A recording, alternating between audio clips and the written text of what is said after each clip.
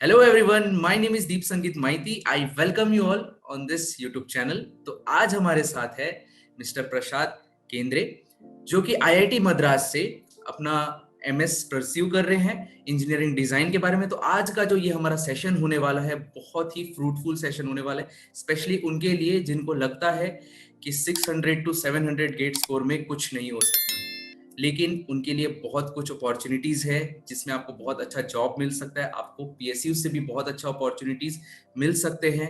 आप क्या क्या चीजें कर सकते हैं, आपको क्या क्या अपॉर्चुनिटीज है, सब हम आज जानने वाले हैं मिस्टर प्रसाद से।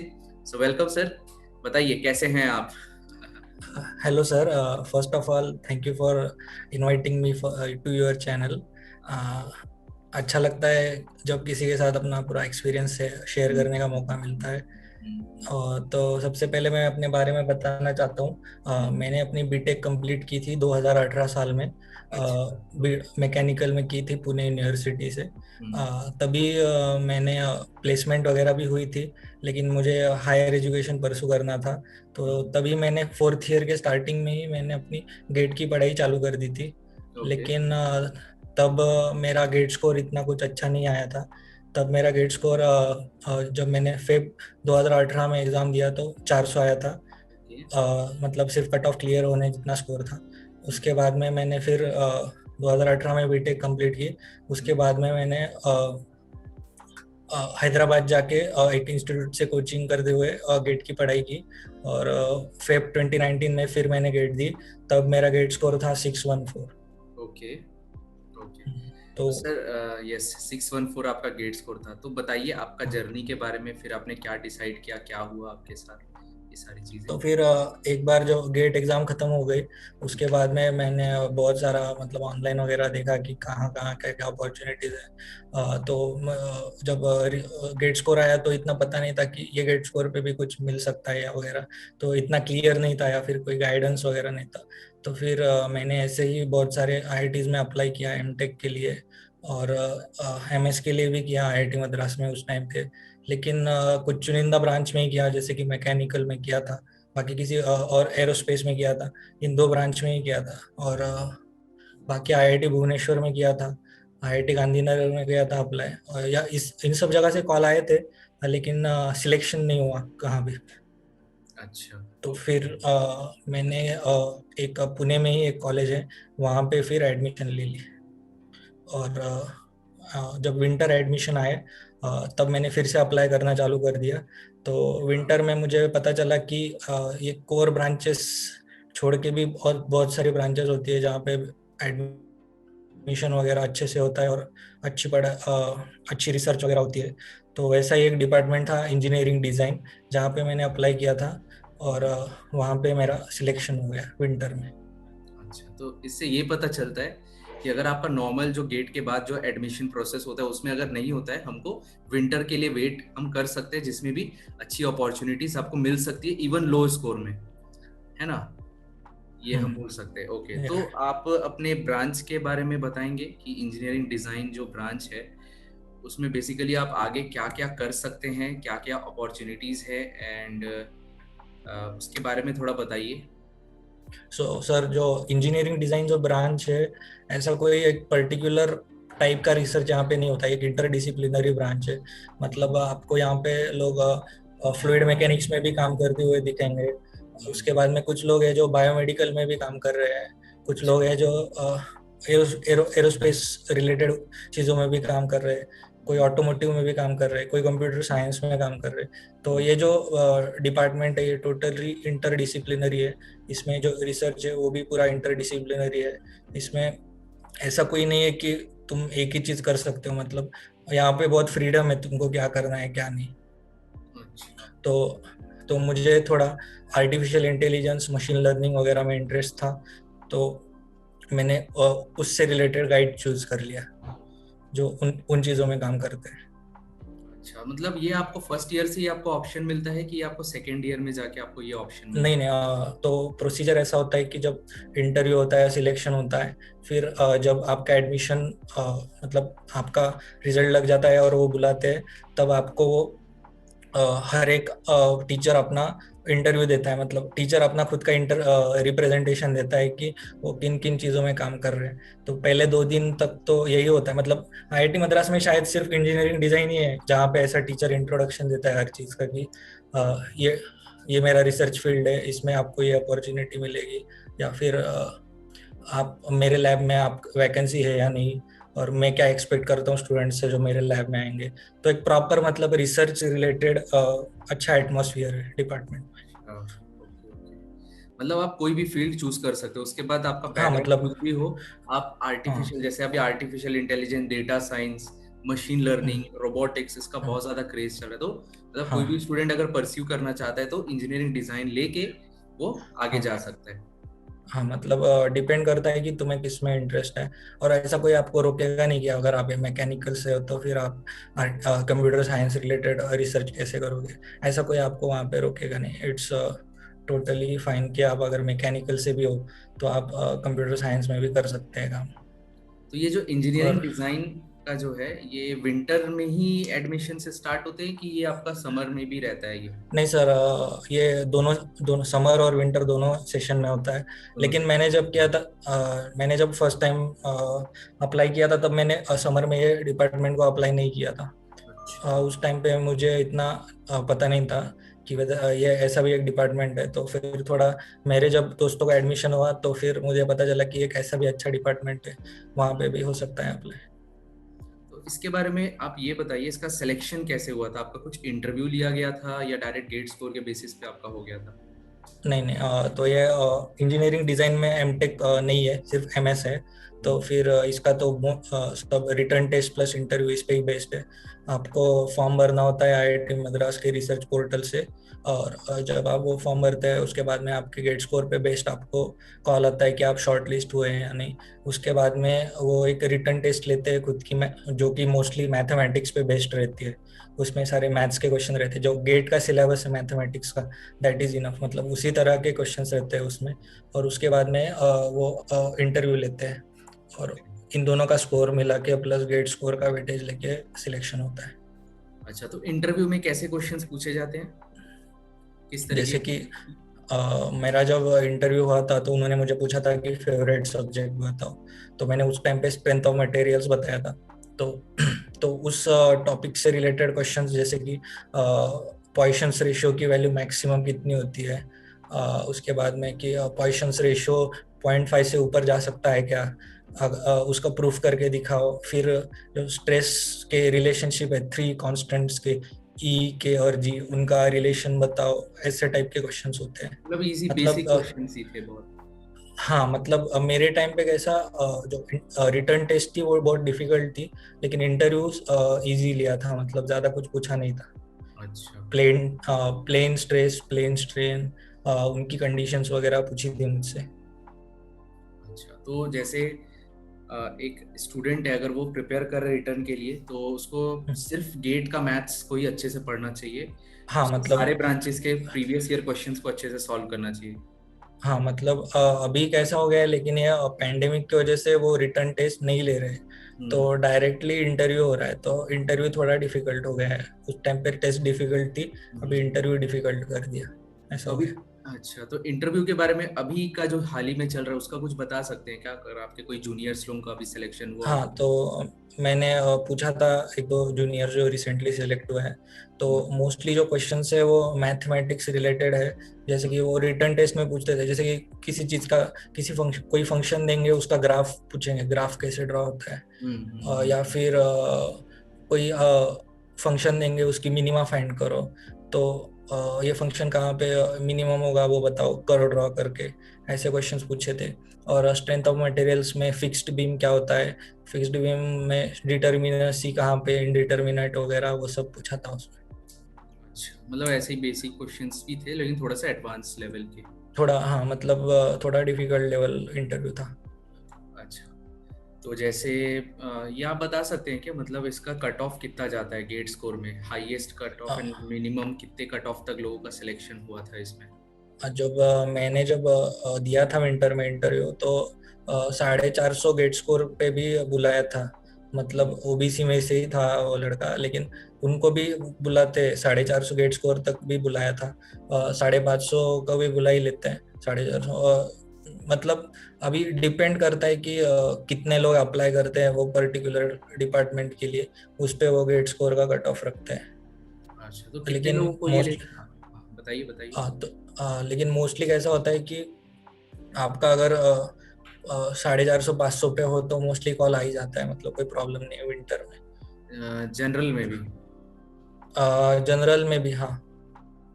अच्छा, तो तो फिर हाँ, विंटर में मतलब इंजीनियरिंग डिजाइन में ऐसा कोई गेट स्कोर का इतना कुछ वेटेज नहीं रहता फाइनल सिलेक्शन में। मोस्टली जो इंटरव्यू एंड टेस्ट है उस पे वो डिसाइड करते हैं, क्योंकि मेरे साथ बहुत लोग थे जिनका गेट स्कोर 700 वगैरह भी था, लेकिन उनका सिलेक्शन नहीं हुआ, लेकिन मेरा 614 पे भी हो गया। अच्छा, तो क्या बोलते हैं, इसमें कितने कैंडिडेट्स को लेते हैं टोटल? तो ऐसा बोल नहीं सकते, लेकिन on an average her winter में 4 या 5 लोग लेते हैं और समर में 4 या 5, तो टोटल मतलब एक ईयर में 10 लोग लेते हैं। अच्छा, तो इसमें और जैसे, हाँ बताइए बताइए। इसमें आप NHTRA के लिए भी अप्लाई कर सकते हैं, मतलब उसके लिए गेट स्कोर कंपलसरी नहीं है। उसके लिए डायरेक्टली इंटरव्यू होता है, तो वो एक ऑप्शन भी है इसमें। अच्छा, उसके बारे में थोड़ा सा ज़्यादा बता सकते हैं? मतलब उसके लिए गेट स्कोर नहीं लगता, लेकिन उसका है कि तुमको तुम्हें वो स्टाइपेंड वगैरह नहीं मिलेगा अगर उससे एडमिशन लगे तो। मतलब उसमें कम गेट स्कोर, मतलब गेट स्कोर की जरूरत नहीं है, लेकिन थोड़ा इंडस्ट्रियल एक्सपीरियंस वगैरह जिन लोगों को है वो उससे अप्लाई कर सकते हैं। मैंने 2-3 लोग पता है मुझे जिन्होंने गेट वगैरह नहीं दिया था लेकिन इंडस्ट्रियल एक्सपीरियंस था, तो उन्होंने इंटरव्यू दिया था तो उनका हो गया था NHTRA से। ठीक है। सो लाइक आप एक बार वो ब्रांचेस के बारे में बता सकते हैं जो इंटरडिसिप्लिनरी आपने ब्रांच बताया जिसमें आपने कंप्यूटर साइंस के फील्ड का आपने कुछ चूज किया, like artificial intelligence and all. हाँ तो हाँ, उसमें तो ऑप्शंस क्या मेरा क्या जो, रहते हैं?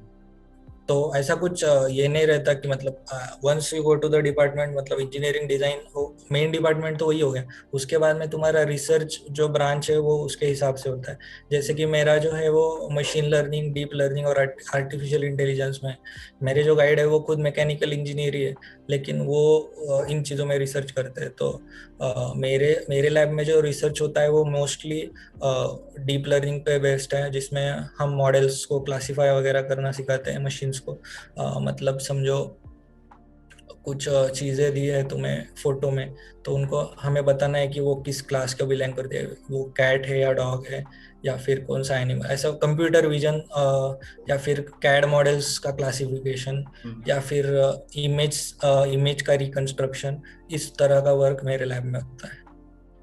अच्छा, ओके। तो इसका प्लेसमेंट सिनारियो कैसा है, आप जिस ब्रांच से कर रहे हैं?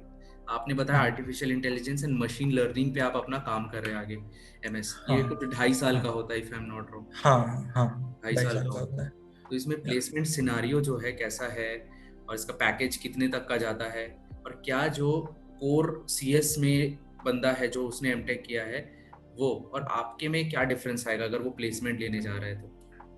तो सर ऐसा तो कोई डिफरेंस नहीं आता, अपॉर्चुनिटी तो मतलब आप कोर CS से भी करते हो या फिर यहाँ से करते हो, इन द एंड आपको एक रिटर्न टेस्ट देना है वो कंपनी का, जो CS वाले के लिए भी वही रहेगा और हमारे लिए भी वही रहेगा। तो जो टेस्ट में बेटर करेगा वो आगे सिलेक्ट होगा। तो अपने पे डिपेंड करता है कि अपॉर्चुनिटी तो इक्वल ही है, मतलब कोई प्रॉब्लम नहीं है उसमें कोई कि प्रॉब्लम नहीं? हाँ, मतलब ऐसा कोई प्रॉब्लम नहीं है। और प्लेसमेंट का जो अगर एवरेज पैकेज देखा जाए तो पिछले साल तक मोस्टली जो मेरे फील्ड में काम कर रहे थे अलग लैब में भी, तो उनको मतलब 15 से 18 लाख में पैकेज मिला है ऑन 15 एन to 15 एवरेज। lakhs? या ओके, मतलब ये तो PSU से तो भी बहुत ज्यादा है। हाँ, मतलब ऐसा कोई प्रॉब्लम, प्लेसमेंट का तो कोई प्रॉब्लम नहीं है, मतलब हो ही जाएगा, प्लेसमेंट का कोई टेंशन नहीं है। प्लेसमेंट का कोई टेंशन नहीं, वो हो ही जाता है ना? हाँ हाँ, मतलब अभी ये सेमेस्टर को भी चल रहा है प्लेसमेंट। अभी ये पैंडेमिक की वजह से जो कोर सेक्टर है जैसे मैन्युफैक्चरिंग वगैरह, उनके इतने अच्छे प्लेसमेंट नहीं हुए, लेकिन वही जो जिन मेरे रिलेटेड जो जिन जिन लोगों ने काम किया है उनका एकदम अच्छे से प्लेसमेंट हो गया है, मतलब कोई प्रॉब्लम नहीं है। मतलब 13 या 14 लाख का भी पैकेज मिला है एक को, और एक को शायद 11 लाख का मिला है। अच्छा, मतलब ये बहुत अच्छी अपॉर्चुनिटी है जिसमें लोगों को आइडिया ही नहीं है, इसके बारे में पता ही नहीं रहता। हाँ मतलब प्रॉब्लम है कि किसी को ये डिपार्टमेंट के बारे में पता ही नहीं है ज्यादा। मतलब लोगों का रहता है ना कि थर्मल डिजाइन मैन्युफैक्चरिंग, और ये सब ब्रांचेस को प्लेसमेंट ही अभी नहीं है इतना कुछ, मतलब एकदम सैचुरेशन आ गया है, तो इसलिए फिर अदर इंटरडिसिप्लिनरी ब्रांचेस में अगर तुम्हारा गेट स्कोर कम है तो तुम अप्लाई कर सकते हो, क्योंकि तुमको अपॉर्चुनिटी भी ज़्यादा मिलेगी, क्योंकि ये जो फील्ड्स है ये ज़्यादा डेवलपिंग है, मतलब इनमें रिसर्च अभी चालू है। जो थर्मल या फिर बाकी फील्ड्स है उसमें बहुत सालों से रिसर्च चल रहा है, तो फिर वो सब फील्ड सैचुरेट हो गई है, तो उसके वजह से उन्होंने प्लेसमेंट भी ज़्यादा नहीं है। तो फिर आप ये फील्ड में अप्लाई ट्राई करके से, और अगर आपको गेट मैथ्स अच्छा आता है तो मुझे नहीं लगता कि कोई तुम्हें कंप्यूटर साइंस सीखने में कोई तकलीफ होगी, अगर तुम मैकेनिकल हो या फिर कोई अदर ब्रांच हो जैसे कि सिविल हो या वगैरह हो। लेकिन अगर तुम्हारा गेट में मैथमेटिक्स, आपको प्रोबेबिलिटी अच्छे से आता है, लीनियर अलजेब्रा अच्छे से आता है, डिफरेंशियल कैलकुलस अच्छे से आता है, वेक्टर कैलकुलस अच्छे से आता है, तो आई डोंट थिंक सो कि कोई प्रॉब्लम होता है कि मतलब, क्योंकि मोस्टली कंप्यूटर साइंस तो यही है, मतलब आधा कंप्यूटर साइंस तो मैथ्स ही है, तो मतलब ऐसा कोई प्रॉब्लम, प्रोग्रामिंग से डरते हैं मैकेनिकल के मोस्टली लोग। लेकिन प्रोग्रामिंग तो सिर्फ एक टूल है, जैसे कटिया रहता है, एनसिस रहता है, जैसे प्रोग्रामिंग का एक टूल है, तो कोई ऐसा प्रॉब्लम नहीं है कि मुझे प्रोग्रामिंग से डरने की कोई ऐसी जरूरत नहीं, और प्रोग्रामिंग तो नीडेड ही है हर फील्ड में, तो वो आना आना ही चाहिए। ओके, तो आपको ये डिपार्टमेंट चूज करने के लिए कोई चैलेंज फेस करना पड़ा था क्या, या कुछ डिफिकल्टी फेस करनी पड़ी थी क्या आपको? एक्चुअली मेरा जो सफर था ये डिपार्टमेंट तक का, मतलब मैंने ये डिपार्टमेंट से पहले मतलब मैं सिर्फ, मेरा ऐसा था कि सिर्फ मैं मैकेनिकल में ही करना है, मैकेनिकल में ही करना है। अगर मैं समर में भी करता तभी भी सिलेक्ट हो जाता, लेकिन मेरा ऐसा था कि नहीं नहीं, अपने को तो सिर्फ कोर में ही जाना है, कोर में ही जाना है। लेकिन फिर जब मैंने देखा कि यहाँ पे तो मतलब सिलेक्शन ही नहीं हो रहा है, तो मैंने सोचा कि क्यों ना डिफरेंट जगह पे ट्राई किया जाए। मैंने मेरा इसमें भी सिलेक्ट, विंटर में मुझे अप्लाइड मैकेनिक्स में भी मिला था, फ्लूइड मैकेनिक्स, लेकिन मैंने वो कोर फील्ड है तो फिर उसमें वो रिजेक्ट कर दिया ऑफर, मैंने लिया नहीं और इंजीनियरिंग डिजाइन ज्वाइन कर लिया। अच्छा, ओके। तो ये जो इंजीनियरिंग डिज़ाइन ब्रांच के बारे में आपने बताया, ऐसे ही कोई और भी ब्रांचेस है क्या आईआईटी मद्रास में जिसमें अच्छा खासा प्लेसमेंट जाता है? फिर तो कंप्यूटर साइंस ही है और इलेक्ट्रिकल, आई डोंट, बाकी तो मुझे नहीं लगता किसी और ब्रांच में इतना अच्छा प्लेसमेंट जैसे वगैरह होता है। मैकेनिकल से स्टूडेंट है, वो मैकेनिकल का गेट स्कोर है, वो तो सिर्फ सीएस के कोई भी ब्रांच में तो अप्लाई नहीं नहीं कर नहीं सकता। तो नहीं, अगर इंटरडिसिप्लिनरी ब्रांच की मैं बात कर रहा हूँ, ऐसा तो और फिर कोई इंटरडिसिप्लिनरी ब्रांच है क्या? नहीं, तो फिर सिर्फ इंटरडिसिप्लिनरी बोलेंगे तो सिर्फ मेरा ही है, बाकी तो ब्रांच नहीं है, इंजीनियरिंग डिजाइन ही है। बस और यही ब्रांच है और कोई ऐसा ऐसा हाँ ब्रांच नहीं है? हाँ, और ये प्लेसमेंट होता है। डिपार्टमेंट ही उसके लिए चालू किया था कि इंटरडिसिप्लिनरी रिसर्च को बढ़ावा दिया जाए। मतलब ये मोटिव ही था ये कि मतलब 2007 में जब ये डिपार्टमेंट चालू हुआ तो इसका मोटिव ही यही था कि अलग अलग ब्रांच के स्टूडेंट्स आके इसमें काम करें। तो मेरे साथ बहुत सारे, कोई सीएस के स्टूडेंट्स है, कोई इलेक्ट्रिकल के स्टूडेंट्स है, कोई सिविल के स्टूडेंट्स है, कोई तो मतलब एमबीबीएस वगैरह के भी स्टूडेंट्स है जो यहाँ पे आके रिसर्च करते हैं। मतलब बहुत ही मतलब वेरिंग फील्ड से लोग आते हैं। तो आपके हिसाब से आपको क्या लगता है, मतलब ये जो अभी जो एआई मशीन लर्निंग ये जो है, इसका तो अभी बहुत बूम चल रहा है। ये मतलब आपको क्या लगता है कितने सालों तक ये बूम रहेगा, एंड इसका ये ऐसा, मतलब आपका क्या ख्याल है? आप तो इस फील्ड में बहुत अच्छे से कर रहे हैं बहुत दिनों से। तो मुझे क्या लगता है कि मतलब हर हर फील्ड सैचुरेट होती है, मतलब एक जमाना था जब हर कोई मैकेनिकली ले रहा था, हम्म। तो वो फील्ड सैचुरेट हो गई। अब हर कोई कंप्यूटर साइंस करना चाहता है, तो ये फील्ड भी कुछ कभी ना कभी तो सैचुरेट ही। लेकिन ये फील्ड का एक थोड़ा डिफरेंस है कि इसमें नए नए इन्वेंशंस को बहुत बढ़ावा है, क्योंकि इसमें ज़्यादा डेवलपमेंट हुआ ही नहीं। ज़्यादा तो डेवलपमेंट पिछले 30 साल में हुआ है, तो अभी इसको सैचुरेट होने में मे बी और 150-200 साल लग जाएंगे, उसके बाद कोई अलग मेथड आएगा। तो फिर आई डोंट थिंक सो कि इतना जल्दी कुछ इसका क्रेज जाने वाला है। इसका हायर स्टडीज इसके बाद और कुछ ऑप्शंस रहता है क्या, जैसे कोई अगर पीएचडी करना चाह रहा है कोई हाँ फॉरेन तो यूनिवर्सिटी से या कुछ ऐसा? हाँ, तो जब हम ज्वाइन करते हैं तब वो हमारे जो गाइड रहते हैं, एडवाइजर, फैकल्टी एडवाइजर, वो हमें सजेस्ट करते हैं कि पीएचडी करेंगे क्या, मतलब अपन डायरेक्ट पीएचडी में भी कन्वर्ट कर सकते हैं हम, हमारा एमएस डायरेक्ट पीएचडी में कन्वर्ट हो जाएगा। और जो है वो बहुत सारे फॉरेन इंस्टीट्यूट्स के साथ कोलैबोरेशन है, जिसमें आप कुछ महीने वहाँ पे जाकर रिसर्च कर सकते हैं, जैसे कि जर्मनी में है, यूएस में है, ऑस्ट्रेलिया में है। और अगर हम अच्छा रिसर्च करते हैं तो पीएचडी के लिए आप बाहर स्कॉलरशिप भी बहुत अच्छी मिलती है आपको अब्रॉड में। जैसे अगर मतलब डायरेक्ट पीएचडी, हाँ हाँ बताइए। जैसे मतलब ये ऐसा डिपार्टमेंट है कि जहाँ पे आपको प्लेसमेंट के हिसाब से भी अच्छा है और रिसर्च के हिसाब से भी अच्छा है। मतलब आपको दोनों तरह से कोई प्रॉब्लम नहीं है मतलब इसमें एक अच्छा खासा क्रेज आने वाला है, मतलब आ चुका है, अब हाँ। तो इस वीडियो के बाद और ज्यादा आ जाएगा मेरे ख्याल से। हाँ जरूर, मतलब ज्यादातर लोगों को पता ही नहीं है कि मतलब ये एक ऐसा ब्रांच है वगैरह। आपको क्या लगता है इसमें और सीट्स बढ़ाएगा आईआईटी मद्रास इस बार? डिपेंड करता है, मतलब ऐसा एमएस के लिए जो है ना, अगर स्टूडेंट अच्छा रहेगा तो वो ले लेते हैं। मतलब ऐसा कोई है ना, समझो 10 स्टूडेंट आए और 10 में से 10 बहुत अच्छे हैं, तो वो 10 में से 10 को ले लेंगे।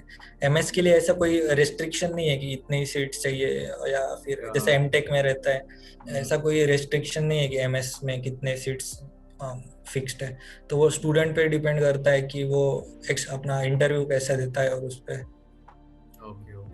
तो आपने इंटरव्यू के लिए कुछ ऐसा प्रिपरेशन स्ट्रैटेजी रखी थी क्या? इसके जो इंटरव्यू हुआ था प्रीलिमिनरी, कुछ स्ट्रैटेजी अगर रखा था कुछ तो बता सकते हैं। जो सर, क्योंकि मेरा जो था, मैंने अप्लाइड मैकेनिक्स को, जैसे मैंने कहा, अप्लाइड मैकेनिक्स को भी मैंने अप्लाई किया था। तो उसका इंटरव्यू एक दिन बाद था इसके, तो इसका इंटरव्यू एक दिन पहले था। तो उस टाइम पे तो मोस्टली अप्लाइड मैकेनिक्स में मैंने फ्लूइड मैकेनिक्स का स्टडी किया था। तो मैंने वहाँ वहाँ पे रिटर्न टेस्ट जो दी थी वो फ्लूइड मैकेनिक्स की दी थी, और मतलब सॉलिड की भी दी थी, लेकिन मोस्टली मेरा फोकस फ्लूइड पे ही था। तो वहाँ पे जो एग्जाम में क्वेश्चंस थे, वो मोस्टली बहुत ही मतलब फ्लूइड मैकेनिक्स के क्वेश्चन है, मतलब बहुत टफ थे। मतलब आपको मतलब प्रॉपर एकदम आना चाहिए कि पूरे कंसेप्ट्स पता होने चाहिए, तब आप सॉल्व कर सकते हो। मतलब इतना टफ, मतलब थेरोटिकल लेवल का पेपर था। और एकदम जो रेफरेंस बुक वगैरह पढ़ते हैं उनके हिसाब से वो पेपर अच्छा था। तो लेकिन जब मैं ईडी का पेपर दिया, तो उसमें और इसमें कंपेयर करूंगा, तो इंजीनियरिंग डिजाइन का पेपर बहुत ही मैथमेटिक्स का इतना डिफिकल्ट नहीं था जितना फ्लूइड मैकेनिक्स का था। तो मुझे नहीं लगता कि ज़्यादा कुछ प्रिपरेशन, जो गेट का मैथ्स है वही सफिशिएंट है ये पढ़ाई के लिए। कोई किसी और चीज़ की ज़रूरत नहीं पड़ेगी। और आपको फेवरेट सब्जेक्ट पूछेंगे, मोस्टली उनके क्वेश्चंस डिपेंड करते हैं थ्योरी ऑफ मशीन्स और स्ट्रेंथ ऑफ मटेरियल्स पे। तो अगर आप वो सब्जेक्ट्स अच्छे से करोगे तो कोई प्रॉब्लम नहीं आएगी। जो मैंने स्ट्रेंथ ऑफ मटेरियल्स के लिए मोस्टली जो गेट कोचिंग वगैरह में देते हैं वो स्टडी मटेरियल, वो यूज़ किया था। और रेफरेंस बुक के लिए मैंने एक सुब्रमण्यम नाम की बुक रेफर करी थी। उससे मैं थोड़े क्वेश्चन सॉल्व करता था, उसमें एक्सप्लेनेशन वगैरह अच्छा दिया था। तो कोई इतना अलग से कोई गेट, अगर आप गेट का प्रिपरेशन कर रहे हो तो कोई अलग से ऐसा डिफरेंट प्रिपरेशन करने की आई डोंट थिंक सो कोई ज़रूरत है। ठीक है, तो थोड़ा सा आप बताइए आपका आईआईटी मद्रास का लाइफ आपका कैसा रहा, कैसा लग रहा है उधर, कैसा फील कर रहे हैं आप? कुछ दिन बाद आप ही प्लेस्ड हो जाएंगे, फिर उसके बाद आपका काम किस तरीके का है वहाँ पे, आप किस तरीके का काम कर रहे हैं, इसके बारे में थोड़ा सा बताइए। फिलहाल तो मैं घर पे ही हूँ, क्योंकि कोविड वगैरह के रेस्ट्रिक्शन से। लेकिन जब जितने भी दिन कैंपस में था तो लाइफ तो बहुत ही बढ़िया है। मतलब आपको किसी तरीके की प्रॉब्लम नहीं आएगी, क्योंकि कैंपस जो है एकदम सेंटर ऑफ द सिटी है। मतलब आस पास में बहुत सारा घूमने के लिए वगैरह है। और खाने वगैरह का कोई प्रॉब्लम नहीं है कैंपस में, मेस वगैरह फैसिलिटी एकदम अच्छा है। और लैब कल्चर, फैकल्टीज वगैरह बहुत अच्छे हैं, बहुत फ्रेंडली है। और ऐसा तो मतलब आपको उधर जाके ऐसा मिस नहीं होगा, आपको ऐसा लगेगा कि हम बहुत ही अच्छी जगह पे आए हैं। तो मुझे लगता है कि आईआईटी मद्रास की लाइफ मतलब रिसर्च वाइज और प्लेसमेंट वाइज मतलब वन बेस्ट आईआईटी बोल सकते हैं आईआईटी मद्रास को। तो एक और बात आपसे पूछनी थी, एक पूछना भूल गया था उस टाइम पे। हाँ जैसे हाँ पीएचडी कोई करता है, जैसे आपने बोला कि एमएस के बाद हमको डायरेक्ट पीएचडी का ऑफर दे रहे थे, ऐसा हाँ था हाँ। ऑप्शन। तो डायरेक्ट पीएचडी में वो स्टाइफन प्रोवाइड करते हैं क्या? हाँ मतलब जो डायरेक्ट पीएचडी के लिए वो 35,000 कुछ तो स्टाइपेंड है ना, तो वो मिलता है। और सिर्फ एमएस के लिए मतलब डायरेक्ट पीएचडी का स्टाइपेंड आपको थोड़ा टाइम लगेगा आने के लिए, वंस यू एनरोल, लेकिन मतलब मिल जाता है, पूरा स्टाइपेंड आपको मिल जाएगा। पूरा मिल जाता है। और हाँ, उसमें आपका प्लेसमेंट वगैरह पीएचडी के बाद कैसा रहता है, उसका सिनारियो वगैरह? पीएचडी का जो मोस्टली जो लोग पीएचडी करते हैं उनका भी हो ही जाता है प्लेसमेंट ऐसा भी, लेकिन मोस्टली जो पीएचडी करते हैं वो टीचिंग या फिर अलग जॉब के लिए टीचिंग वगैरह में ज़्यादा उनका इंटरेस्ट रहता है, तो फिर वो प्लेसमेंट को ज़्यादा बैठते नहीं है। फिर भी अपॉर्चुनिटी तो सबको सेम ही है, ऐसा कोई प्रॉब्लम नहीं है, मतलब कोई भी कंपनी को बैठ सकता है, ऐसा कोई प्रॉब्लम नहीं है। अच्छा, तो ऐसा कोई है पीएचडी वाला जिसका अच्छा पैकेज लगा हो, ये कैसा कोई एग्जांपल है आपके पास? हाँ मतलब मेरे बैच में एक मैम थी, उनका सैमसंग आर एंड डी में हो गया था, तो उनको शायद 40 lakhs का पैकेज मिला था। 40 lakhs? हाँ हाँ वेरी बिग पैकेज, हाँ। बहुत बढ़िया ये पैकेज है, ये तो बहुत ज्यादा अच्छा है।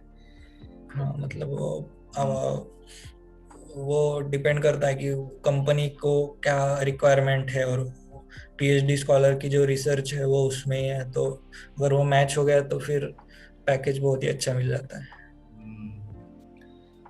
तो आपका जो प्रोजेक्ट है उसके बारे में कुछ बताइए, मतलब आप किस तरीके का काम कर रहे हैं? आप भी प्रोजेक्ट का काम शुरू हाँ कर ही दिए होंगे। हाँ मतलब अभी मैं तो रिसर्च पेपर वगैरह पढ़ना चालू कर दिया है। मेरा कोर्स वर्क अभी 1 साल हो गया तो कंप्लीट हो गया है, तो मोस्टली मेरा जो रिसर्च है वो जो अपने एक आधा ऑब्जेक्ट है तो उसको हम सेट ऑफ पॉइंट्स में कन्वर्ट करते हैं उसके शेप में। तो जब आप कभी वो कन्वर्जन करते हैं तो बहुत सारे आउटलायर पॉइंट्स, मतलब जिनको नॉइस बोलते हैं, वो ऑब्जेक्ट के साथ आते हैं जब वो आप इमेज रेंडर करते हैं। जैसे कि पॉइंट क्लाउड्स बोलते हैं उन्हें।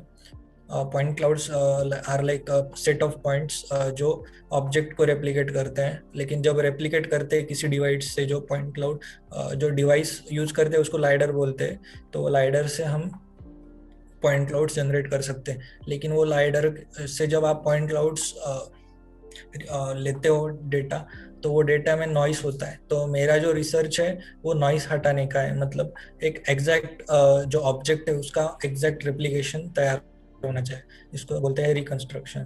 तो वही reconstruction from a noisy point cloud is my research. बहुत बढ़िया। आई होप ये आपने जो भी बताया हमारे स्टूडेंट्स को बहुत इंटरेस्ट जनरेट होगा ये सारी चीज़ों से। अच्छा, एक सवाल पूछना चाहूँगा, जो इसके अलावा और कोई आईआईटी में ऐसा ही टाइप का कोई ब्रांच है अगर आप बता सकते हैं, जैसे आईआईटी बॉम्बे का या गुवाहाटी या रुड़की, वटेवर, जैसे रुड़की सीएस के लिए बहुत अच्छा माना जाता है, तो आपको क्या लगता है? और दूसरे जगह पे ऐसा कोई ब्रांच अगर आपको आइडिया हो तो आप बता सकते हैं, जैसे मेरे मद्रास। हिसाब से तो नहीं है, मतलब कोई और आईआईटी में ऐसा ब्रांच ही नहीं है, क्योंकि उनके जो डिपार्टमेंट है बहुत ही ऑर्थोडॉक्स है, कि मतलब ये डिपार्टमेंट यही रिसर्च करेगा, मैकेनिकल वाला इंजन में ही रिसर्च करेगा, सीएस वाला मशीन लर्निंग में ही करेगा, मतलब ऐसा branch to branch collaboration mostly नहीं होता है जो आईआईटी मद्रास में है। और पता नहीं, हो भी सकता है एक आधे प्रोफेसर हो सकते हैं किसी और आईआईटी में जो मैकेनिकल में हो, जो इस चीज में रिसर्च करते हो, लेकिन आई डोंट थिंक सो कि मतलब ऐसा कोई एक डिपार्टमेंट है कि जो टोटली इंटरडिसिप्लिनरी स्टडी करता है। अच्छा, आपके हिसाब से क्या लगता है, कोई एक स्टूडेंट अगर एमटेक ज्वाइन कर रहा है, ठीक है, तो उसके बाद उसको गेट, कुछ लोग ऐसे करते हैं, मैं एमटेक ज्वाइन कर लेता हूँ फॉर द सेफ्टी पर्पस के लिए और मैं अपना हाँ प्रिपरेशन जारी रखता हूँ, क्या आप ये सजेस्ट करते हैं? क्या एक्चुअली प्रिपरेशन? मैंने भी वैसा ही किया था ना, मतलब मैंने जब मेरा जुलाई में नहीं हुआ था समर में एडमिशन, तो मैंने एक कॉलेज ज्वाइन कर लिया था पुणे में ही।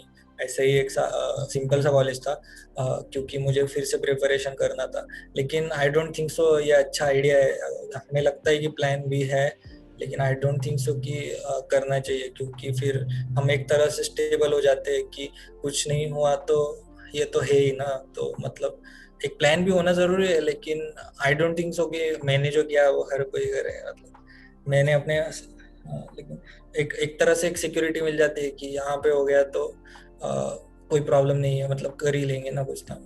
और इसकी वजह से मुझे लगता कि ऐसा विद एमटेक प्रिपरेशन करना वुड बी बेनिफिशियल,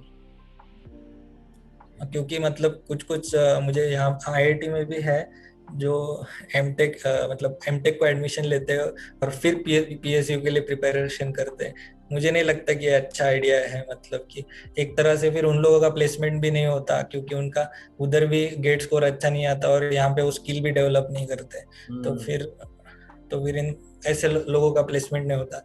और बहुत एग्जांपल है ऐसे मैकेनिकल में, मतलब दे सकता हूँ कि उन्होंने ऐसा करके गलती कर दी। तो एट अ टाइम मतलब एक चीज पे फोकस करना बेटर रहेगा। मतलब अगर आप बेसिकली, आए हाँ, बताइए। मतलब आप आईआईटी आ गए हैं तो टूल्स या स्किल्स डेवलप करके देखिए। जरूरी नहीं कि आपको पीएसयू में जाना है, मतलब ऐसा कोई जरूरत तो नहीं है ना कि मतलब हर कोई पीएसयू में जाए, ऐसा तो जरूरी नहीं है। हम्म, तो मतलब बेसिकली यही है, अगर आप एमटेक में या एमएस में एडमिशन ले रहे हैं उसको प्रॉपरली करिए एंड हाँ स्किल डेवलप करिए।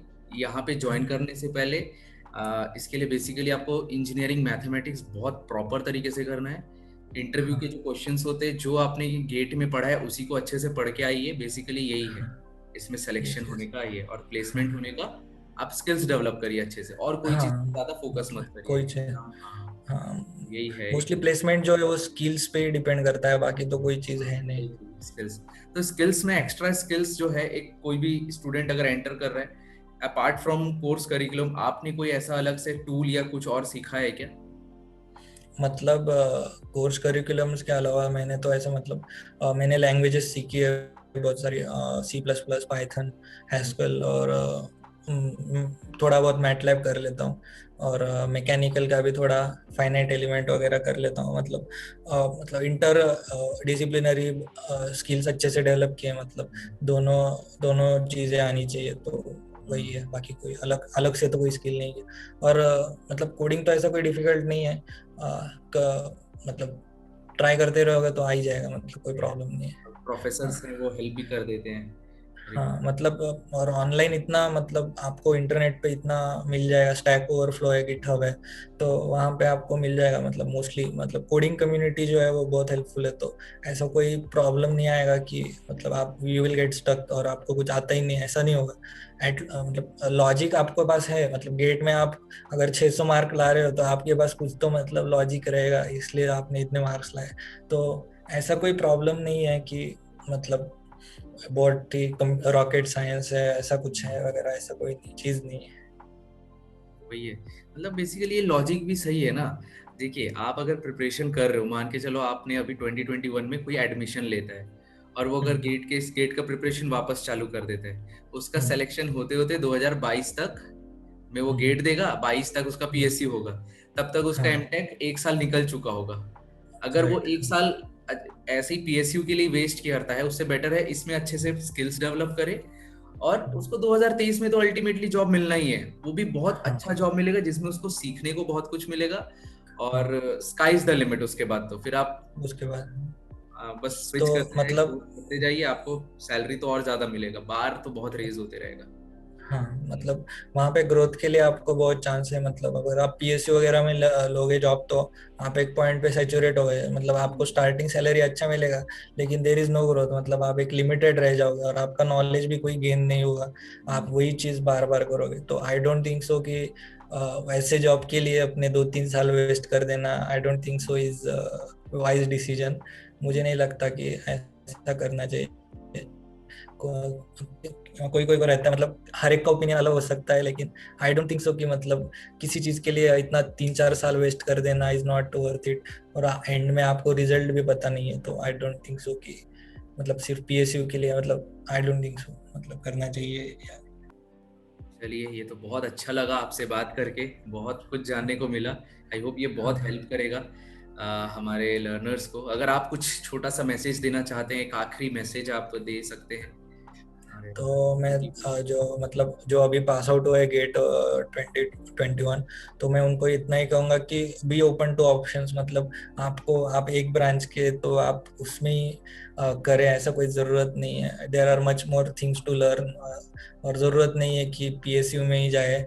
और बहुत सारी अपॉर्चुनिटीज़ है और कम गेट स्कोर है, तो ऐसा भी नहीं है कि आपका सिलेक्शन नहीं होगा। ट्राई करते रहिए, हो ही जाएगा सिलेक्शन अगर आपका बेसिक्स अच्छे है, आपको सब चीज़ें अच्छे से पता है।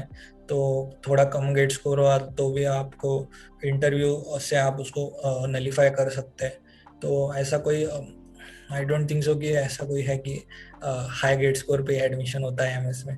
मैंने देखा है कि 500 गेट स्कोर पे भी लोगों का सिलेक्शन हुआ है, और जिन लोगों का 750 है उनका भी नहीं हुआ है। तो ये टोटली अपने पे डिपेंड करता है कि हम कैसे रिप्रेजेंट करते हैं अपना नॉलेज।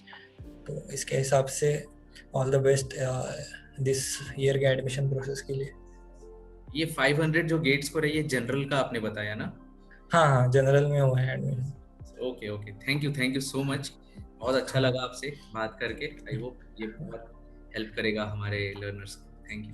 थैंक यू मुझे बुलाने के लिए ये चैनल पे। मुझे भी मतलब मैंने पास्ट में भी हेल्प किया है, लेकिन ऐसा डायरेक्टली वीडियो से मैसेज ज़्यादा देर दूर तक पहुंचेगा, ज़्यादा स्टूडेंट्स को मदद मिलेगी। I hope so. बिल्कुल बिल्कुल बिल्कुल। Okay, thank you.